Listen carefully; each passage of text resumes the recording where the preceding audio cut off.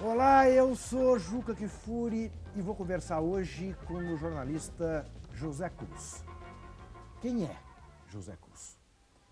Olá, Juca. É um prazer muito grande estar aqui no teu programa. Sou um telespectador assíduo. José Cruz é um gaúcho de Porto Alegre, formado em Pelotas, na Universidade Católica, mas há 28 anos já em Brasília. Comecei cobrindo a área econômica e em 86 fui para a área do esporte. 88, Olimpíada de Seul, e aí não saí mais. Me apaixonei por essa atividade e não saí mais.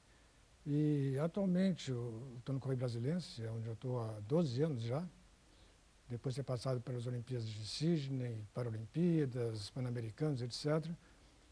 E do decorrer desse tempo eu comecei a observar que as emoções do esporte, né, das várias modalidades, tinha algo por trás que me atraía mais. Que era a questão social do esporte e a questão da falta de recursos para o esporte, a questão dos projetos para o esporte. E eu comecei a trabalhar nessa área, comecei a me aprofundar, comecei a acompanhar orçamentos, enfim, e me tornei, desculpe a modéstia, uma espécie de um especialista nessa área, porque eu sou um privilegiado por estar em Brasília, onde são decididas essas questões do dinheiro do esporte em geral, né? Então, ao longo dos anos, eu vim acompanhando também essas questões e comecei a observar que o esporte, hoje em dia, é uma atividade riquíssima, né, em termos econômicos. E, no Brasil, particularmente, o nosso esporte economicamente está estatizado, embora o Estado, a União, não participe das decisões e dos destinos desses recursos. Em resumo, é isso que eu faço. Eu quero acrescentar pelo menos dois aspectos, para que você saiba bem com quem a gente vai conversar aqui hoje nesse programa. É muito fácil, sem nenhuma prosopopeia, ter uma posição crítica, independente, que se aprofunde nas coisas, trabalhando num centro como São Paulo, num centro como o Rio de Janeiro. Muito fácil. Sob o guarda-chuva de empresas de comunicação decentes, honestas, independentes, você exerce o seu ofício dessa maneira. É muito mais difícil você fazer isso na esmagadora maioria das regiões brasileiras. Ouça bem, na esmagadora maioria das regiões brasileiras. É muito difícil, por exemplo, você fazer jornalismo independente em Minas Gerais, em Goiás, no Paraná. Parece mentira. Não pense que é coisa dos grotões do Nordeste, os coronéis. Não, não é. E é muito difícil também exercer o jornalismo que o Zé Cruz exerce em Brasília, botando diariamente o dedo nas feridas do esporte brasileiro, dadas todas as pressões possíveis e imagináveis, exatamente por estar no centro, né, do poder, como está o Zé Cruz. Então, eu há muitos e muitos anos sou um admirador do Zé Cruz. Há muitos e muitos anos, quando posso, reproduzo as coisas do José Cruz nos espaços que tenho na imprensa. E é com esse José Cruz que eu vou conversar hoje. Mas com o José Cruz também, que eu tenho uma cobrança a fazer. E ele vai entender. Quero começar, Zé, do ministro Agnello Queiroz. Nunca vou me esquecer de duas ligações. Uma eu ligando para você e falando, Zé Cruz, me fale do Agnello. E a segunda você me ligando dizendo, Juca, desculpe, eu errei, ele me enganou.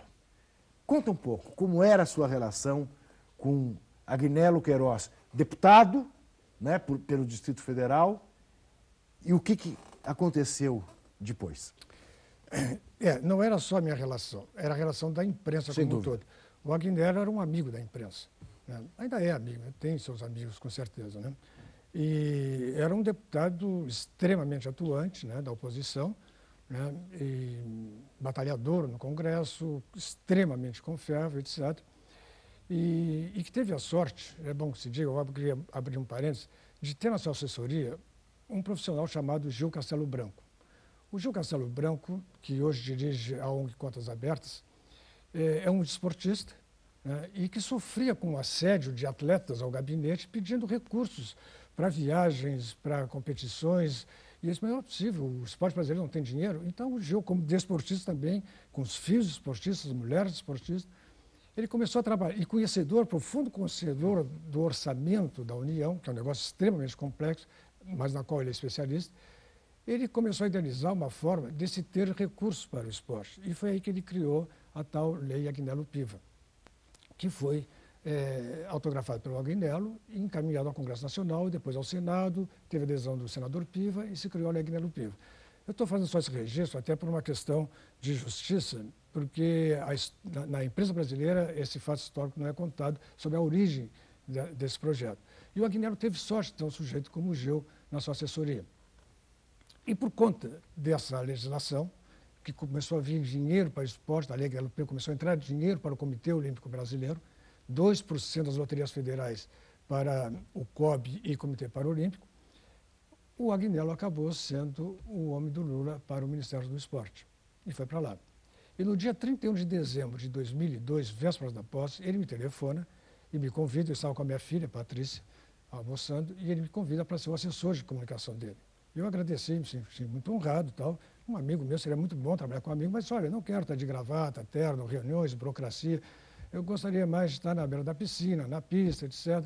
E acho que posso lhe ser útil ao seu trabalho, mais no jornal do que lá e tal. E resisti. Meia hora depois ele voltou a ligar novamente e fez um novo convite. E eu resisti novamente. Porque eu já tinha trabalhado no Executivo e sabia o que era o Executivo. E resisti. E continuei no jornal, onde estou até hoje. E no dia da posse do Agnello, no dia seguinte, a posse foi dia 1º, no teu programa da CBN, tocar básico com o Agnello. Desse um relhaço, como se diz lá no sul dele. Eu estava num bar lá em Brasília, no Carpidinho, junto com os amigos, e te telefonei, disse, Juca, olha, menos, o homem é bom, tal, dá um tempo, etc. Tal. Não demorou muito, Juca. A decepção, até te cumprimento pela tua visão, a decepção com o Agnello foi muito grande. E aquela história de, se quiser conhecer o homem, dele o poder, deram poder a ele, acabou aquele Agnello, né, amigo, parceiro, de pensamentos e objetivos, ideais comuns, né, acabou, lamentavelmente. Né? Me criou até alguns constrangimentos no jornal, tal, que não vem ao caso. E aí foi natural o rompimento. Né? E, bom, outras pessoas, a própria Magic Paulo, trabalhava com ele, não resistiu, também veio embora. Né? E o próprio Gil Castelo Branco, que era assessor, era secretário executivo do Ministério, imagina, era o cargo imediato do ministro, né? E também, né, acabou sendo traído pelo Agnello, né? Essa expressão foi traído pelo Agnello. Esse era o nosso ministro. Bom, e aí houve... Bom, essa história que eu queria saber, né? Essa história. Então, eu te contou a história. Essa história. E este Gil Castelo Branco a quem se refere o Zé Cruz, que é tudo isso que o Zé Cruz disse, é bom também você saber que, se você quiser se informar sobre coisas que normalmente você não encontra na imprensa, embora hoje em dia, felizmente, a imprensa te utilize até muito desse sítio que ele tem na internet, que é o Contas Abertas. Eu não sei decor o endereço, porque já está lá entre os meus favoritos, mas acho que é www.contasabertas.com.br. Certamente, se você puser em qualquer desses sítios de pesquisa Contas Abertas, entre aspas, você dá no sítio dele, que é realmente uma coisa assim absolutamente equilibrada e uma fiscalização permanente sobre o seu, o meu, o nosso pobre dinheirinho. Voltaremos em seguida. Até já.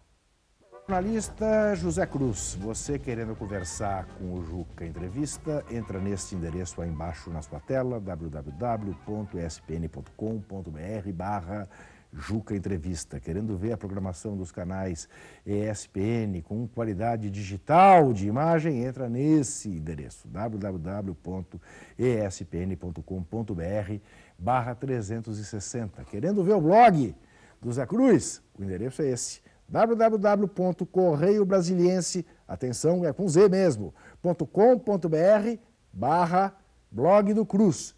E o endereço do sítio do nosso Gil Castelo Branco é esse aí, ó, www.contasabertas.uol.com.br.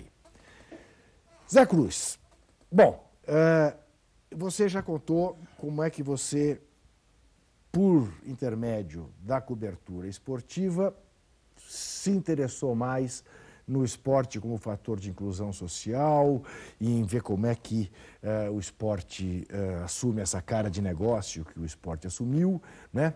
E passa a ser um perdigueiro nessa área e trazer para os seus leitores uma visão que normalmente a imprensa esportiva não traz. Isso também te trouxe, de alguma maneira, a fama de um cara chato, cri-cri, que fica pegando o erro dos caras e tal, em vez de falar da emoção do gol, da cortada, da cesta de 3 pontos? Com certeza, Juca. Claro que traz, né? É inevitável isso.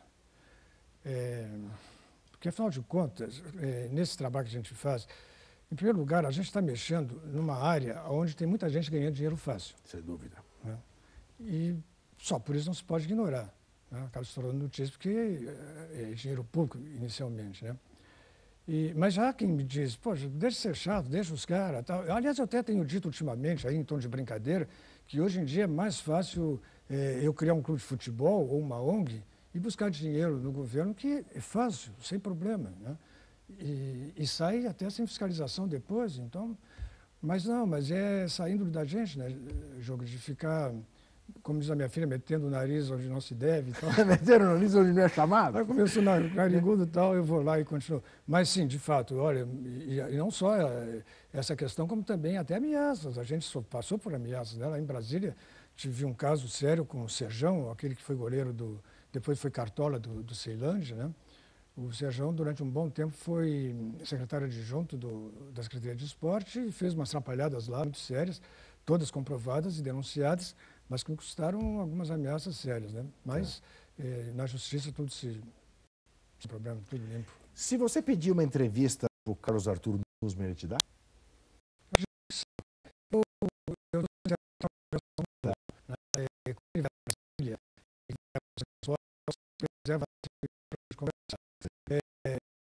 É um cara que eu bato muito para o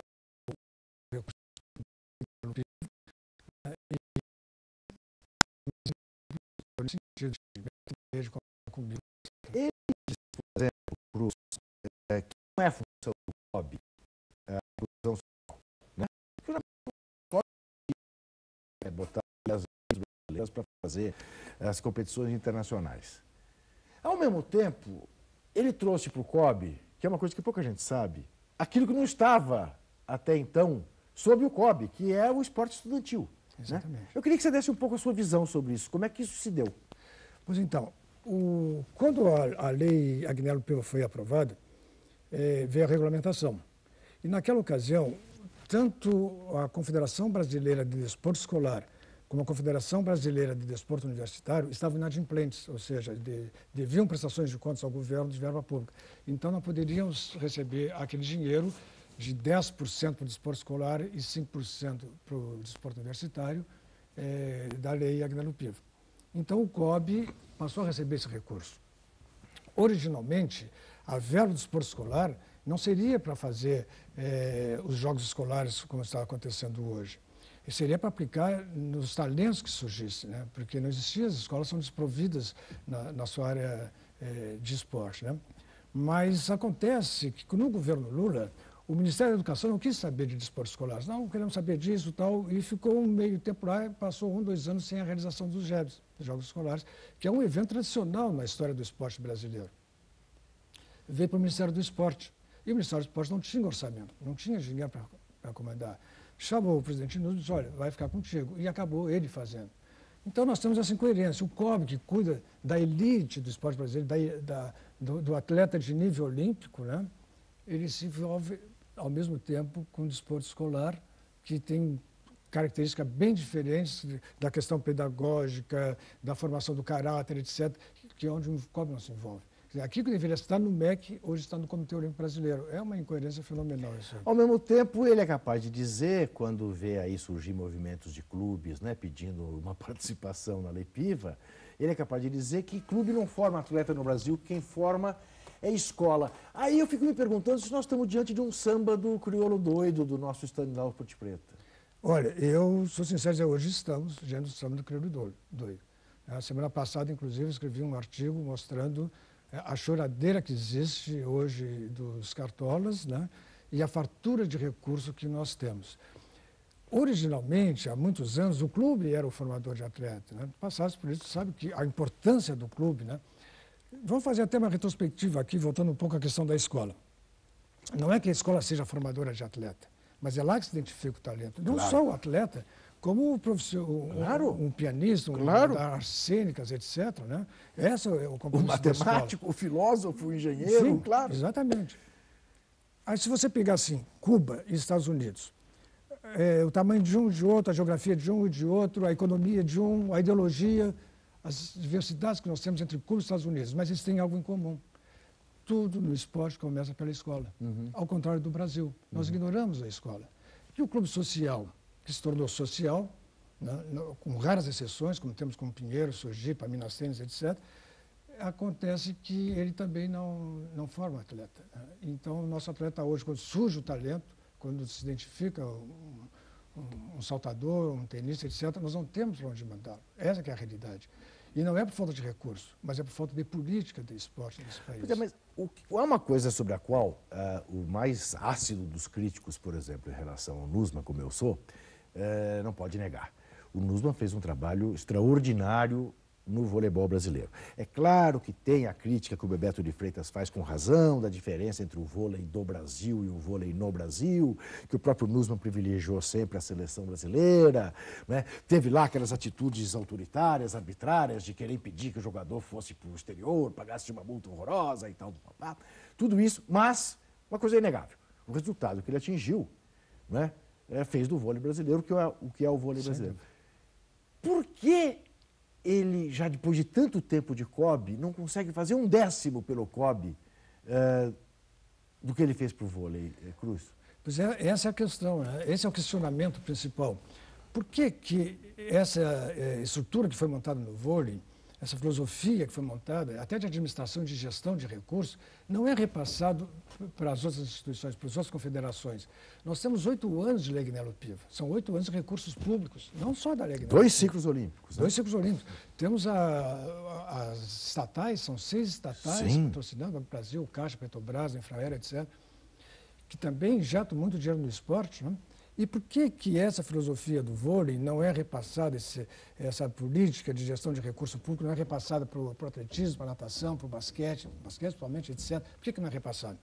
Não, mas se usa um critério ao contrário. Agora mesmo, recentemente, no final do ano, o Nussmann criou, diante das várias críticas de resultados, etc., resolveu dar uma resposta. Não, vamos criar a questão da meritocracia. Sim. Né? O que é meritocracia? Pelo que eu entendi e pelo que eu vi lá na distribuição dos recursos públicos para esse ano, pelo COB, as instituições que têm melhor resultado ganham mais. Então, o que eu concluo é que aquelas que não têm bom resultado, né, elas são prejudicadas, elas são punidas. Então, por exemplo, o ciclismo, remo, natação e tênis de mesa não tiveram resultado. Né? Vão receber menos recursos esse ano. Ora, por que não chamar o presidente da confederação, já que ele está recebendo recurso há 8 anos, e perguntar por que não se tem resultado? Aonde é que está a falha? Então, vamos tentar corrigir essa falha. Não, pune-se, vai receber menos. Aí mesmo que não vai ter resultado. O próprio remo, quando foi competir agora em Pequim, as meninas, inclusive, até que houve choradeira, tal, entraram na raia já sabendo que no próximo ciclo olímpico teriam menos recurso. Então, com que espírito, com que disposição elas entraram na competição? Né? E era a primeira vez que nós tínhamos mulheres no remo, né? Disputando uma Olimpíada. Então, essa questão da meritocracia ainda não está, na minha avaliação, não está bem definida. Quer dizer, temos os recursos e vamos dar dinheiro para quem tem mais. E quem tem mais? Quem tem resultado. E quem tem resultado? É o vôlei, o atletismo, a natação, que são justamente os que mais recebem.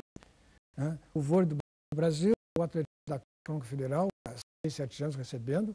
Esse ano parece que é em torno de 16 bilhões, se não me engano. E a natação também recebe dos Correios, né? E que tem resultado, ou terá que ter resultado. Mas repare que coisa interessante. E na natação, justamente o resultado que se tem é de um atleta que não tem recurso público. São incoerências. Falamos do samba do crioulo doido, ele continua no próximo bloco. Com o jornalista brasileiro, José Cruz, certamente um dos mais corajosos jornalistas deste país e os mais melhores especialistas nessa questão de como se gere, como se não gere o Brasil. Cruz do céu, me diga uma coisa. O jornalista José Cruz, cidadão José Cruz, brasileiro, e José Cruz, é a favor ou contra os jogos políticos no Brasil? Sou contra. Eu tenho estado sistematicamente contra isso. Em 1978, antes do PCO, eu recebi uma ligação, estava no Congress, em que me diziam que o Brasil ia se candidatar a ser de 12 anos. Né? E eu fui conversar com tudo ligado do Brasil, por exemplo, para a equipe, como diretor, a equipe de marketing, muito profissional, porque nós maiores da Brasil que causa frustração e depois outras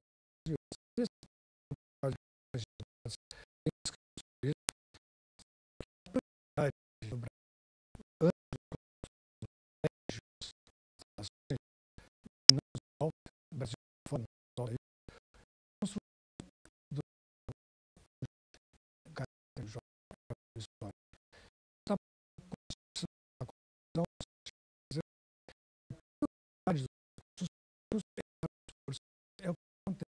Não se prática esportiva um garoto mais raciocínio, conhecendo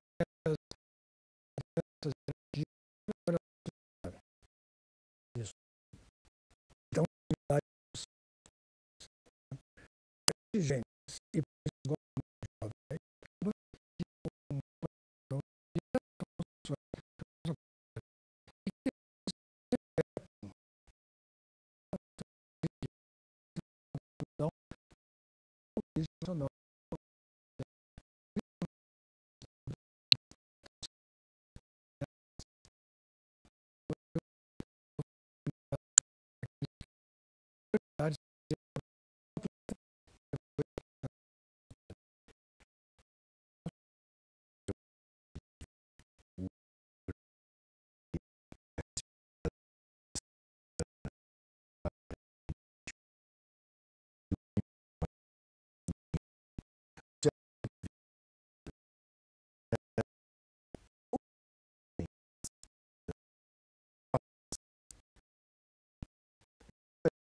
não.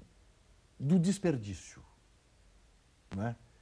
Fazendo um exame apurado do que foi o legado do PAN 2007. Primeira questão em relação a isso, Cruz, não vai sair nunca o relatório final do TCU a respeito do PAN? Porque os dois primeiros são demolidores, mas esperava-se uma conclusão. Já faz mais de 2 anos que acabou o PAN. Pois é. Olha aqui, ó, quem faz esse relatório, na verdade, o relatório tem o relator, que é o ministro Márcio Villaça. Bueno, mas quem faz o trabalho mesmo de ir a campo são os auditores. Isso. E são técnicos, sim, não são políticos, são técnicos. E são extremamente chatos naquilo que fazem, porque eles fazem valer, chatos no bom sentido, porque eles fazem valer aquilo que está escrito. Se é 10 é 10, não é 11 nem 9. Né? E eles fizeram um trabalho minucioso, né, durante os Jogos Pan-Americanos, a ponto de medirem, por exemplo, se foi comprado 100 metros quadrados de uma vidraça X, eles foram lá medir se tinha 90. Eles botaram no relatório, foi comprado 90 e foi cobrado mais quando o preço do mercado era tanto. Então, enfim, chegam aos detalhes nesses relatórios. E foram muitos relatórios, né, muitos processos nesse sentido. Terminado esse trabalho todo, eles têm que perguntar àqueles que gastaram dinheiro, olha, nós constatamos isso, vocês disseram isso, que explicação vocês têm?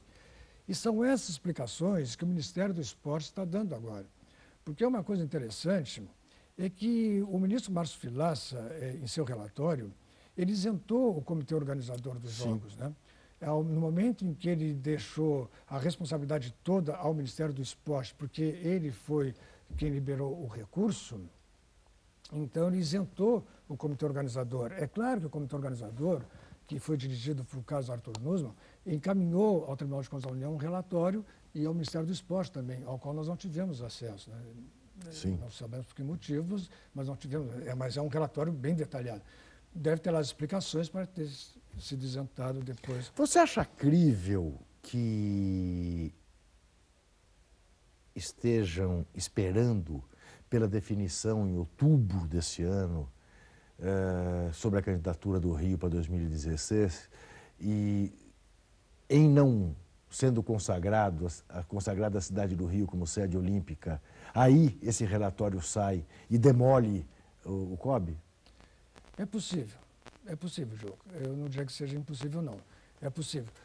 Nós sabemos muito bem das relações da cúpula do poder, né, e do próprio ministro do Tribunal de Contas com as autoridades do esporte em geral, etc. Pois é, eu me surpreendo, por exemplo, quando vejo o ministro Marcos Vilaça chefiando a delegação da Seleção Brasileira de Futebol na Argentina. Impressionante aquilo, né? No Chile, Aquela né? foi... E aquilo antecedeu a divulgação do relatório do Pan-Americano. Né? E depois veio aquela outra surpresa. Então, o que se esperava... Eu tive uma vez só com o ministro Marcos Vilaça, foi muito atencioso. É um intelectual de primeiríssima, Sim, de primeiríssima. Da Academia Brasileira. Sem dúvida. Pernambucano. Uma cultura, na conversa com ele, a gente se sente... Bom, mas eu estive com ele uma vez só, e naquela ocasião ele me atendeu rapidamente, eu entrei no gabinete dele, com a assessoria do Tribunal de Contas da União. Ele se levantou e ele estava reunido naquela ocasião com alguns assessores e com o ministro Orlando. Né? E ele me disse, foi antes do Pan-Americano, né? Naquela confusão, não acaba a obra, falta dinheiro, o governo injeta recursos, enfim, estava na reta final e a coisa tinha que sair. E ele disse, olha, eu estou aqui trabalhando, recebi hoje a visita do ministro e tal, e eu já estou, inclusive, dizendo ao ministro, né, eu até publiquei isso, que é impossível abrirmos mãos às licitações. Quer dizer, em outras palavras, o ministro tinha ido lá para pedir para não haver licitação, porque não havia mais tempo. Né? Mas esse ministro também, não. Mas o Zé Cruz do céu, que coisa maluca. Você vê que até na Lei Pelé vem esse Zé Rocha, que é famoso por ser da bancada da bola, né, ex-presidente do Vitória, e diz, não, essa alteração aí, desresponsabilizando os dirigentes, não é coisa minha, não. Foi o ministro Orlando Silva que pediu para tirar. Quer dizer, que eles deixem de responder com seus patrimônios pela má gestão. Que ministro é esse do Partido Comunista do Brasil? Vai desmoralizar o comunismo no Brasil de uma maneira que... Não. Ô, Joca, uma das grandes medidas do presidente Lula foi criar o Ministério do Esporte, desvinculados de outros órgãos. Ministério do Turismo, antes era Turismo e Esporte. Antes nem ministério se tinha, era uma secretaria. Isso. Era uma secretaria extraordinária, um ministério extraordinário. O esporte se despachava no Planalto, no Ministério da Educação, num prédio na L2 Sul, não tinha identidade. Né? Mas, de repente, chega o presidente Lula e cria o Ministério do Esporte. Mas, lamentavelmente, bota lá políticos. Nada contra os políticos. Mas botar político na área de esporte, quando nós temos dezenas de questões técnicas para serem resolvidas nesse país, históricas, né? Aí pegamos dois políticos, né, de um partido que tem uma história bonita no país, né, de combate, pelo menos, de passagem pela UNE, né,